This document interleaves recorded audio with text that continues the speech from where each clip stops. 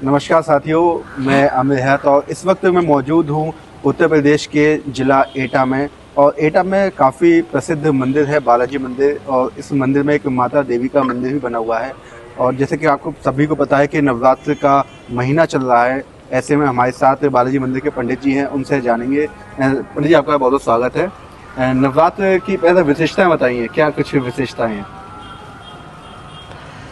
नवरात्रि में माँ के 9 रूपों की पूजा होती है और हमारे सनातन धर्म में जितने भी देवी देवता हैं सब माता से इनका प्रादुर्भाव हुआ है। और माँ हम सभी भक्तों का कल्याण करने के लिए, अपना शुभ आशीर्वाद देने के लिए यहाँ धरती पर आती हैं और हमारे लिए शुभ आशीर्वाद देती हैं। अच्छा, 9 दिन अलग अलग देवी की पूजा की जाती है, इसका क्या अलग अलग? माता के 9 रूपों की 9 दिन अलग अलग पूजा होती है। विशेष तरीक़ा से माता के जो 9 रूप हैं, हर रूप के अपना एक गुणवत्ता है। अच्छा। हाँ, जैसे कि हमारी माता का पहला रूप आता है शैलपुत्री का।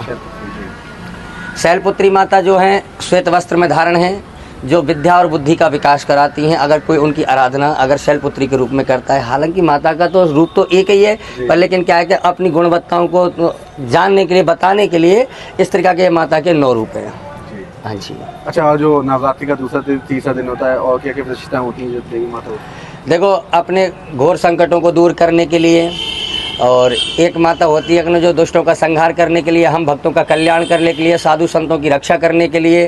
तो माता क्या है कि बुरी आत्माओं का नाश करने के लिए यहाँ पृथ्वी पर आती हैं और हम भक्तों का कल्याण करते हैं। लगभग 9 देवी हैं, तो सबकी जो मान्यता है वो अलग अलग हैं, या किसी एक को विशेष दर्जा दिया गया हो? नहीं, माता के रूप अनेक हो सकते हैं जी। शक्ति एक है। शक्ति एक है। शक्ति एक है। अच्छा। आज अष्टमी है, आज की क्या विशेषता है? आज की जो हमारी जो कुल 68 देवी हैं, जैसे माता अष्टमी किसी के यहाँ पे पूजी जाती हैं। अब हमारे यहाँ तो नौमी माता पूजी जाती हैं, लेकिन जो आज विशेष अष्टमी वाले दिन जो माता का नाम है वो है, आज की माता हैं महागौरी माता। महागौरी। और महागौरी माता ये विशेषतः दुर्गा जी का रूप है। जी। हुआ क्या था कि एक समय की बात थी कि माँ भगवती, एक राक्षस था जिसका नाम था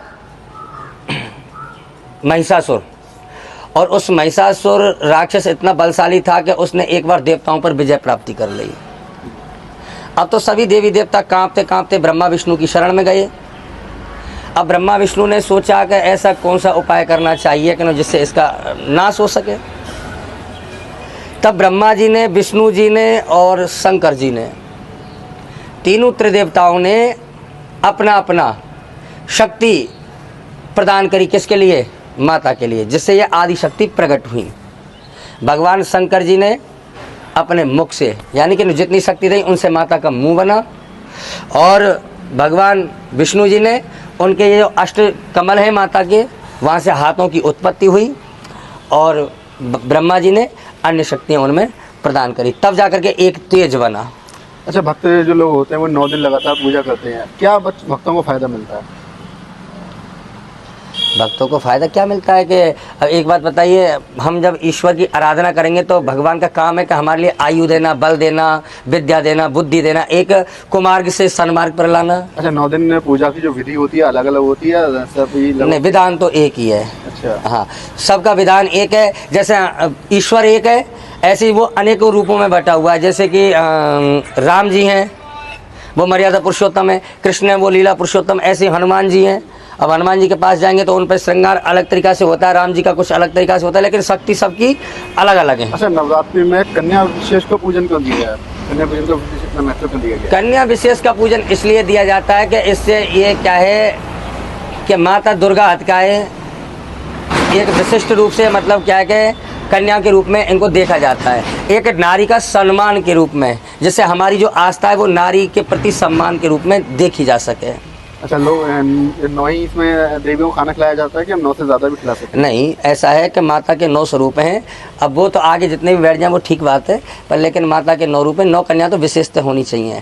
महिषासुर का जब वध कर दिया था माता ने, तो उसके बाद में सभी देवी देवताओं ने माता की जय जयकार करी। तो उसके बाद में जो बंधन पूजन जो माता का किया गया था, माँ भगवती का, तो उन सभी इंद्रादिक आदि देवताओं ने उन कन्याओं के चरण स्पर्श करे थे। तब से जाकर के ये हमारे सनातन में प्रचलन चलता आ रहा है कि कन्याओं में क्या है कि कन्याओं का पूजन करने से माँ भगवती प्रसन्न होती है। नवरात्रि के मौके पर जो भक्तगण हैं उनसे क्या आप संदेश देंगे? हम सभी से यही संदेश देते हैं कि ना आप सभी भगवान के प्रति अच्छा श्रद्धा भाव रखिए, माता से आशीर्वाद लीजिए और अपने खूब आनंद रखिए। हम भक्तों का कल्याण करती हैं माँ भगवती। तो ये थे हमारे साथ ब्रजमोहन पंडित जी, जिन्होंने बताया कि नवरात्रि को क्यों मनाया जाता है, क्यों इसका महत्व दिया जाता है। इसमें 9 देवियों सोनू के पंडित बारे में जी बताया।